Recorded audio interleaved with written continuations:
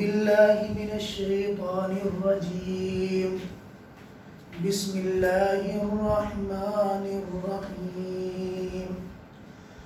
الرحمن علم القرآن خلق الإنسان علمه البيان. الشمس والقمر بحسبان والنجم والشجر يسجدان. والسماء رفعها ووضع الميزان ألا تطغوا في الميزان وأقيموا الوزن بالقسط ولا تخسروا الميزان. والأرض وضعها للأنام فيها فاكهة والنخل ذات الأكمام والحب ذو العصف والريحان. فبأي آلاء ربكما تكذبان. خلق الإنسان من صلصال كالفخار وخلق الجان من مارج من نار. فبأي آلاء ربكما تكذبان. رب المشرقين ورب المغربين. فبأي آلاء ربكما تكذبان.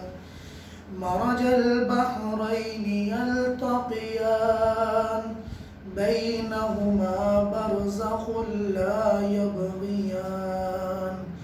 فبأي آلاء ربكما تكذبان. يخرج منهما اللؤلؤ والمرجان.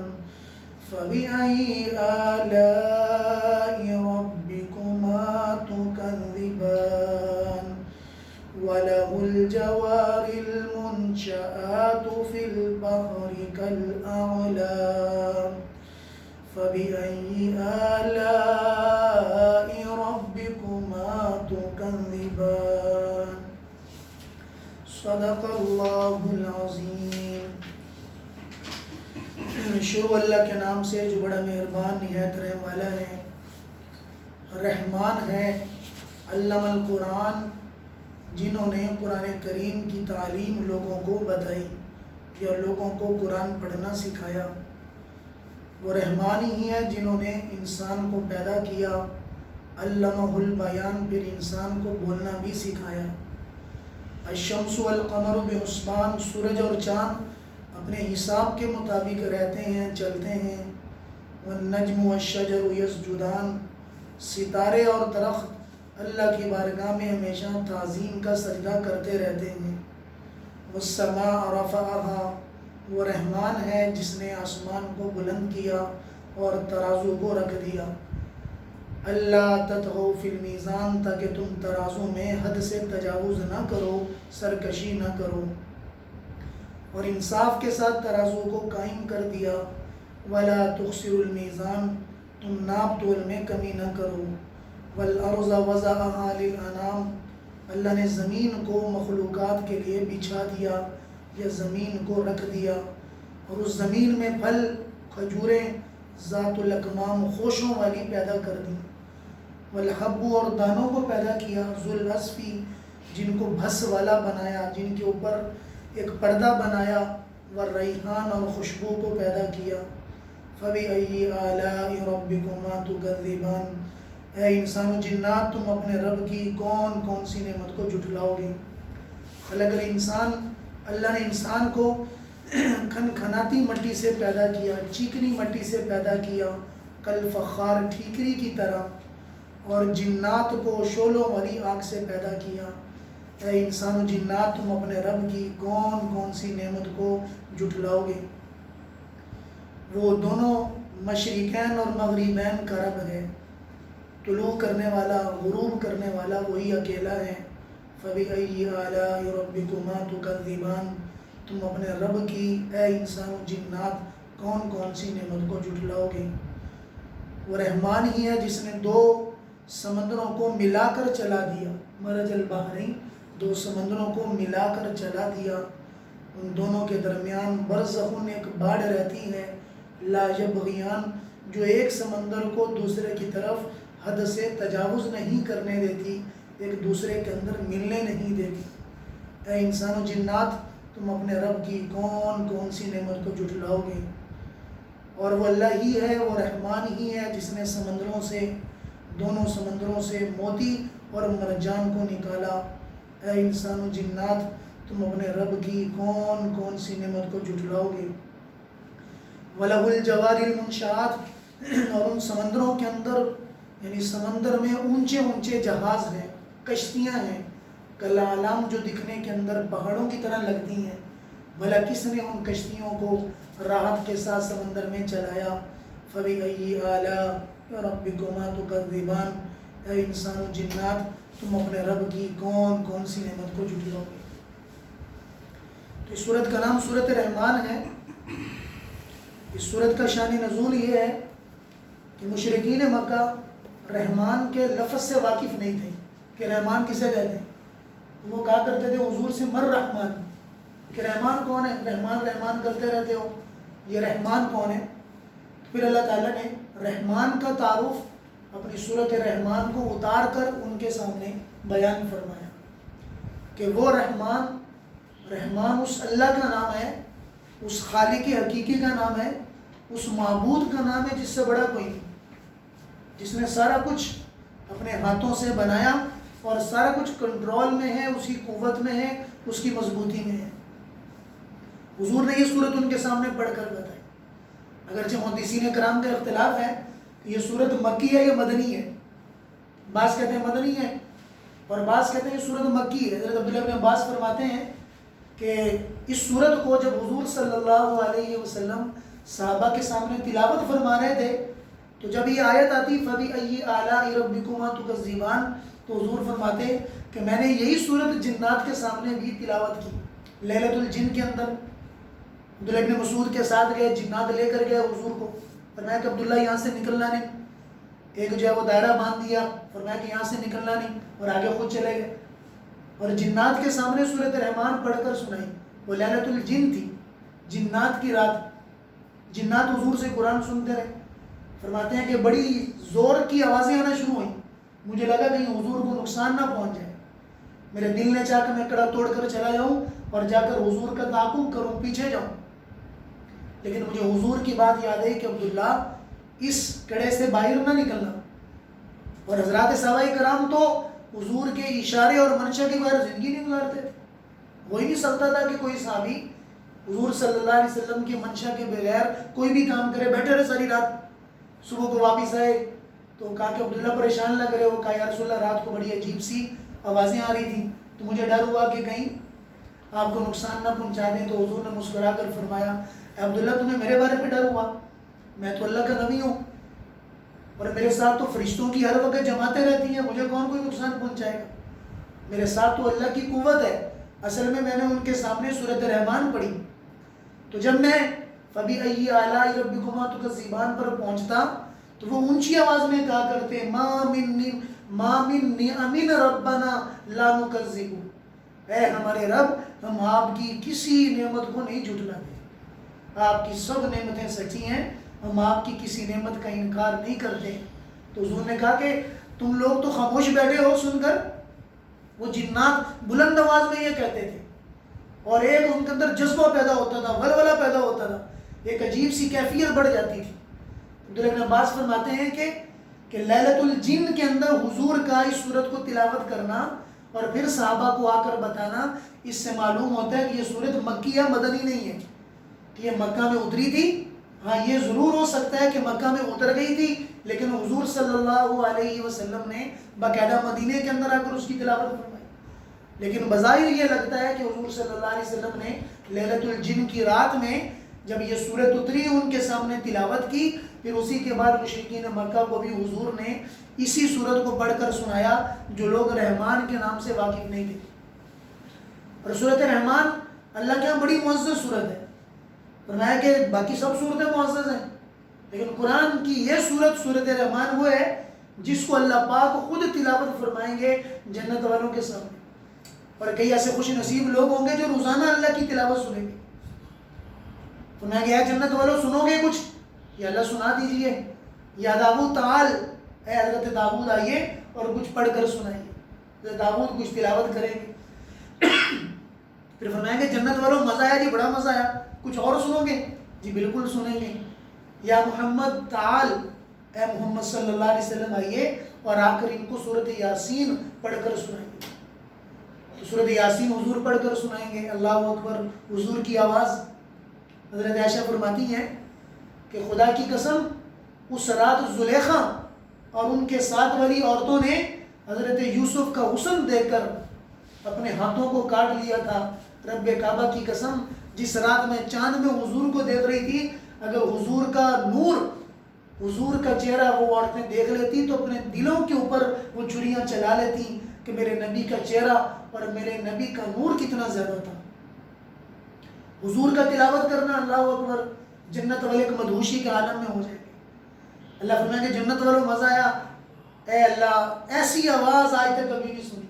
فرمائیں کہ ایسی یہ بھلا آواز کیوں نہ ہو، یہ تو میرے محبوب کی آواز ہے، یہ تو میرے پیارے کی آواز ہے. اچھا کچھ اور سنو گے؟ جی اللہ سنیں گے. یہ باد صبا، جو دھیمی دھیمی باد نسیم بھی کہتے ہیں صبح کی ہوا کو، جب ہم کبھی اللہ کا ہمیں توفیق مل جائے فجر کے بعد باہر نکلیں بستر کو چھوڑ کر تو ہلکی ہلکی ہوا چلتی ہے، بڑی مزے والی ہوا چلتی ہے، مشرق سے اڑتی ہے، مغرب سے اڑتی ہے اور پورے آسمان زمین میں پھیل جاتی ہے. فرمایا کہ جنت کا وہی ہر وقت موسم رہے گا، اور وہ جنت میں ہر وقت وہ ہوا چلا کرے گی جو خوشبوئیں اور معطر لے کر آئے گی، معطر خوشبو. فرمایا کہ جنت میں ہر وقت وہی موسم ہوگا، سورج ہے نہیں، چاند ہے نہیں، نہ رات آنی نہ دن آنا، وہی موسم جو فجر کے وقت ہوتا ہے، تر و تازگی کا موسم، نشاط کا موسم. اللہ تعالیٰ جنت میں جنت والوں کو وہ عطا کرے کہ جس وقت انسان بالکل اطمینان کے ساتھ رات کو سو کر اٹھتا ہے اور بالکل جو ہے اپنے کاموں کے اندر لگ جاتا ہے. فرمایا کہ وہ ہوا چلے گی تو اچانک دھیمی دھیمی آواز میں سورۃ رحمان کی تلاوت اللہ تعالیٰ خود فرما کر جنت والوں کو سنائیں گے. الرحمن علم القرآن، کہ وہ رحمان ہے جس نے قرآن سکھایا. اللہ پاک نے سب سے بڑا نام اپنا لے کر جو سب سے پہلی نعمت انسانوں کے لیے بتائی ہے وہ دنیا کی کوئی چیز نہیں، سب سے بڑی نعمت قرآن کی بتائی ہے کہ قرآن جیسی نعمت دنیا میں آج تک کبھی نہیں ہوتی. علم القرآن، جس نے تمہیں قرآن سکھایا. اس قرآن کی قدر کرو، یہ قرآن معمولی نہیں ہے، یہ اللہ کی وہ نعمت ہے کہ جس جیسی نعمت دنیا میں نہیں اتری، کہ جس جیسی نعمت دنیا میں ہے ہی نہیں. علم القرآن، کہ جس نے تمہیں قرآن سکھایا. قرآن ایک عظیم کتاب، ذالک الکتاب لا ریب فیہ، اے لوگو ایسی کتاب ہے شک کوئی نہیں. بڑے بڑے شعراء، بڑے بڑے دانشور مقابلے میں آئے لیکن قرآن کی ایک آیت کا مقابلہ نہیں کر سکے. اللہ نے واضح اعلان کیا کہ آجو، تم نہیں، نسلیں در نسل اپنے پہلوں کو لے کر آؤ، بادوں کو لے کر آؤ، جنات بھی آ جائیں، سب آ جائیں، میرے قرآن کی ایک آیت بنا دو. پہلے فرمایا سورت بنا دو، پھر فرمایا کہ سورت تو چلو چھوڑو، اس جیسی کوئی ایک آیت بنا کر دکھا دو. تم ایک آیت بھی نہیں بنا سکتے. اللہ اکبر. ایسا اللہ نے قرآن کو لذیذ بنایا، اللہ نے قرآن کی لذت عطا کر دی. عبداللہ شاہ بخاری رحمۃ اللہ علیہ، مولانا تعالیٰ شاہ بخاری رحمۃ اللہ علیہ 9 گھنٹے لوگوں کو قرآن پڑھ کر سناتے، لاکھوں کا مجمع سامنے بیٹھا ہوتا. شاہ صاحب رات کو عشاء کے بعد لوگوں کو قرآن سنانا شروع کرتے، فجر کی اذانیں ہو جاتی اور لوگ یوں سر اٹھا کر بیٹھے ہوتے شاہ صاحب کو قرآن سن رہے، اور فرمایا کرتے تھے اے اللہ میں نے ہندوستان والوں کو اتنا قرآن سنایا، اگر میں پہاڑوں کو سناتا وہ بھی ریزہ ریزہ ہو جاتے. تو قرآن کا ایک جنون ہے، قرآن کے سننے کا جنون، قرآن کے پڑھنے کا جنون، قرآن کے سمجھنے کا جنون. اس لیے کہ قرآن جیسا ہے ہی کوئی نہیں. باقی سب غلیظ بکواس، باقی سب چیزیں ہو سکتی ہیں. امام شافعی رحمۃ اللہ علیہ نے اپنی ایک کتاب لکھی اور اس کے بعد دعویٰ کر دیا کہ میری کتاب بالکل غلطیوں سے پاک ہے. بعد میں کہا چلو میں پڑھ تو لوں خود. جب پڑھا تو اس میں ایک غلطی نکل آئی. پھر دوسری بار پڑھا 2 غلطیاں نکل آئی. پھر تیسری بار پڑھا 4 غلطیاں نکل آئیں. تو جتنی بار پڑھتے جاتے غلطیاں بڑھتی چلی گئیں. تو سجدے میں گر گئے, اللہ میرا دعویٰ غلط تھا, آپ کی کتاب سے بڑھ کر کوئی سچا کوئی نہیں, قرآن سے بڑھ کر سچائی کوئی نہیں. اور فرمایا کہ جس نے قرآن یاد کر لیا اللہ پاک اس کے والدین کو بلائیں گے. اللہ اکبر, یہ قرآن کی عزت ہے کہ والدین کو بلایا جائے گا اور اعزاز و اکرام کے اندر اللہ پاک سامنے آئیں گے. اور فرمائیں گے کہ ان کو تاج پہناؤ, اس تاج کی روشنی سورج سے زیادہ ماں باپ کے پہنایا جائے گا. اور اللہ پاک فرمائیں گے آپ صاحب آئیے اپنے ابا اماں کو لے کر جنت میں چلے جائیے, اور ایک ایک درجے پہ آسانی سے چلنا. ورتل القرآن ترتیلا, ٹھہر ٹھہر کے پڑھنا, ایک ایک درجے پہ پاؤں رکھ کے چڑھنا. جہاں من الجنت والناس ختم ہوگی وہاں پر تمہارا جنت کا آخری درجہ پہنچے گا. اسے فرمایا کہ قرآن سے محبت کرو, اے لوگوں قرآن کی قدر کرو. یہ قرآن بہت جلدی تمہیں چھوڑ کر چلا جائے گا, اس اونٹ کی طرح جس کو کسی جگہ باندھ دیا جائے اور وہ اس انتظار میں رہتے کیسے میں اپنا رسہ چھڑا کر چلا جاؤں. فرمایا کہ لوگ رات کو سوئے ہوں گے اور صبح اٹھیں گے کہ قرآن کے الفاظ اٹھا لیے جائیں گے, صرف ورق باقی ہوں گے, قرآن دنیا سے چلا جائے گا. اس وقت لوگوں کو قرآن کی قدر ہے. بھائی تمہیں ٹائم ہی نہیں ملتا قرآن کے پڑھنے کا. الماریوں کی زینت بن گئے, بڑے وہ الماریوں کے اندر کئی دن بعد دیکھتے ہیں. رمضان کے اندر دیکھنے کا موقع ملا, 1 پارہ تلاوت کر لی, 2 پارہ تلاوت کر لیے, وہ بھی کسی کو توفیق ملی, ورنہ تو کئیوں کو تو ملتی نہیں. میرے عزیز دوستو قرآن کی برکتیں حاصل کریں, قرآن کو سینے سے لگائیں, اللہ دنیا کو قدموں میں ڈال دیں گے, یہ اللہ کا وعدہ ہے. میرے کلام سے وابستہ ہو جاؤ, ساری دنیا کو تم سے وابستہ کر دوں گا. میرے کلام سے وابستہ ہو جاؤ, دنیا پیچھے آئے گی, تمہارے کاموں کی برکتیں آسمانوں میں چلی جائیں گی, تمہارے کاموں کی بڑھوتری آسمانوں میں چلی جائے گی, تمہیں پتہ ہی نہیں ہے کہاں سے آ رہی ہے. میرے قرآن کو معمولی نہ سمجھنا. اللہ کے ہاں ایک پسندیدہ مجلس قرآن کی مجلس ہے. ہمیں کیا معلوم کہ یہاں پر کتنے فرشتے موجود ہیں, اس کمرے میں بیٹھ کر کتنے موجود ہیں, کتنے اللہ کی نیک مخلوقات یہاں موجود ہیں جو روزانہ قرآن کا پڑھنا, قرآن کا سننا, یہاں پر وہ بھی سنا کرتی ہیں اور وہ بھی تلذذ حاصل کرتی ہیں. فرمایا کہ جب مجلس ختم ہوتی ہے اعلان کر کے فرشتہ جاتا ہے کہ یہاں سے کمرے سے نکل جاؤ, سب کے گناہ معاف کر لیے, تم سب یہاں سے بخش دیے گئے. اس لیے میرے عزیز دوستو قرآن کی تلاوت کو عبادت سمجھیں. روزانہ 1 رکوع پڑھ لیں, 2 رکوع پڑھ لیں. فرمایا کہ بد نصیب ہے وہ آدمی جس کو قرآن کا معمولی حصہ بھی عطا نہ کیا گیا. اس سے بڑا بد نصیب آدمی کوئی نہیں جو اپنے آپ کو قرآن کے قریب نہ کرے اور قرآن کا ایک حصہ بھی اس کو عطا نہ کیا گیا. ایسی نیت ہم کریں انشاءاللہ. 1 پارہ تو یاد کر لیں, قرآن کا 1 پارہ اتنا کوئی مشکل نہیں ہے. ہمت مردہ مدد خدا, اٹھ باندھ کمر کیوں ڈرتا ہے, پھر دیکھ خدا کیا کرتا ہے. بڑھاپوں کے اندر شوق آیا. ہمارے وہاں ایک بابا جی 73 سال کی عمر میں قرآن یاد کرنا شروع کیا. اللہ پاک نے 73 سال کی عمر میں قرآن کی نعمت دے دی اور بغیر غلطی کے سنایا کر دے. اس لیے میرے عزیز دوستوں نیت ہم کریں کہ انشاءاللہ الکریم قرآن کا حصہ اپنے اندر سمائیں اور پھر اس کی تلاوت نمازوں میں کریں, مختلف صورتیں پڑھ کے کریں, رات کو تہجد میں کریں, روزانہ بیٹھ کے قرآن کے عاشق بن جائیں. ایک جنونی شکل ہو, بس جب بھی موقع مل جائے قرآن کا آدھا رکوع پڑھ لیا, 2 آیتیں پڑھ لی, 3 آیتیں پڑھ لی, 2 منٹ کی فرصت ملی ہے کسی اور کام میں نہیں, فوری طور پر قرآن کھولا. اللہ بھی کہیں گے میرا بندہ کتنا میرا عاشق ہے میرے کلام کا. تو میرے عزیز دوستو محبت والوں کی بڑی قدر ہوا کرتی ہے.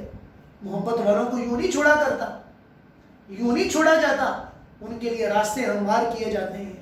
دنیا جہان کی ترقی چاہتے ہیں تو رب کعبہ کی قسم اٹھا کے کہتا ہوں قرآن کو ہم سینے سے لگا لیں, قرآن کو سینے میں بسا لیں. دنیا جہان میں اللہ کے ہاں وہ عزت ملے گی, اللہ کے ہاں وہ مقام ملے گا, اللہ کے ہاں وہ مقام ملے گا. فرمایا کہ حامل قرآن جب دنیا سے جاتا ہے تو زمین بھی روتی ہے, آسمان بھی روتا ہے. وہ راستے روتے ہیں جن راستوں سے اس کے قرآن کی تلاوت جایا کرتی تھی. ایک بزرگ قبرستان سے گزرے، دیکھا کہ سارے جو ہے کچھ نہ کچھ لے رہے ہیں، ایک بابا جی جو ہے وہ چوکڑی مار کے ٹانگوں پہ ٹانگ رکھ کے بیٹھے ہوئے. ارے بابا جی آپ کیوں نہیں لے رہے؟ باقی بھی سب جو ہے. میں کہا بیٹا میں کیوں لوں؟ اللہ پاک نے مجھے ایک بیٹا دیا، میں نے اس کو حافظ بنایا، وہ روزانہ میرے لیے قرآن کی تلاوت کرتا ہے. اللہ میرے ابا کو بخش دے، اللہ میرے ابا کی مغفرت فرما. اللہ پاک نے مجھے ان سب کا بادشاہ بنا دیا، اللہ نے مجھے ان سب کا بادشاہ بنا دیا. ایک ایک لفظ قرآن کا وہ حکمتوں والا، ایک ایک لفظ وہ ثواب والا، ایک ایک لفظ خدا کی ہاں وہ رحمتیں دلانے والا ہے، جس کی قدر ہمیں یہاں سے جانے کے بعد ہے، ابھی نہیں آئے گی.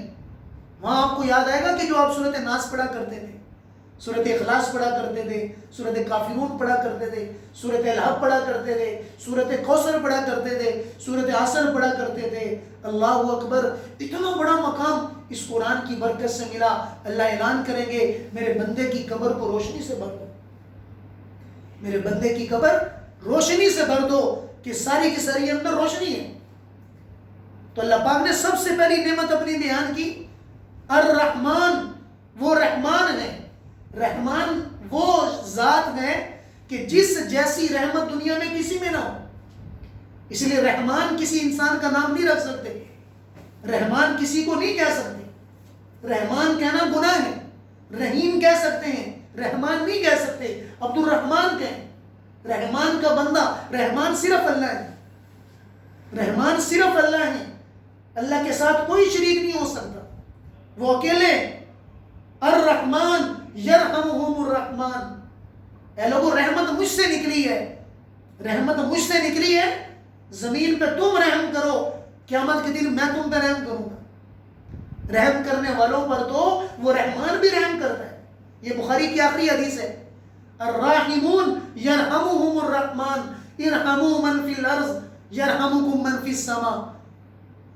یہ بخاری کی روایت ہے، آخری حدیث اور ہے، کلمتان خفیفتان حبیبتان ثقیلتان فی المیزان سبحان اللہ و بحمدہ سبحان اللہ العظیم. تو اس لیے میرے عزیز دوستو، اللہ نے سب سے بڑی نعمت پہلے ذکر کی اور فرمایا کہ جس کو قرآن کا نہیں پتا اس کو دنیا جان کا کسی چیز کا نہیں پتا. وہ ویلا ہے، وہ دانشور نہیں ہے، وہ احمق کا بے وقوف ہے. کیونکہ دنیا جان کے سب علوم قرآن میں ہیں. قرآن پڑھو، اللہ قرآن کی برکت سے تمہارا دماغ کھول دیں گے. اور یہ کئی گروہ نے اس کا اعتراف کیا. ہم نے سن کر وہ لذتیں حاصل ہوئی، ایسے دماغ کھلے کہ قرآن کی تلاوت کو سن کر مجبور ہو گئے مسلمان ہونے کے لیے. راتیں گزر گئی کھڑے ہو کے سن کے، کہا کہ ضرور اس میں کوئی طاقت ہے. آگے فرمایا علمہ البیان، کہ اللہ نے بولنا سکھایا. جیسے پچھلی صورتوں میں اللہ پاک نے باقی قوموں کا ذکر کیا اور ان کے اوپر نعمتوں کا ذکر کیا، اس صورت کے اندر بھی اللہ پاک نے اسی ترتیب کے مطابق اپنی نعمتوں کا لوگوں کے سامنے تذکرہ کیا. پہلی نعمت قرآن سکھایا، پھر آگے فرمایا علمہ البیان، کہ بولنا سکھایا تمہیں. تمہاری زبان کس نے چلا دی؟ کون ہے جس نے زبان کے اندر سے بول نکالے؟ زبان بولتی ہے.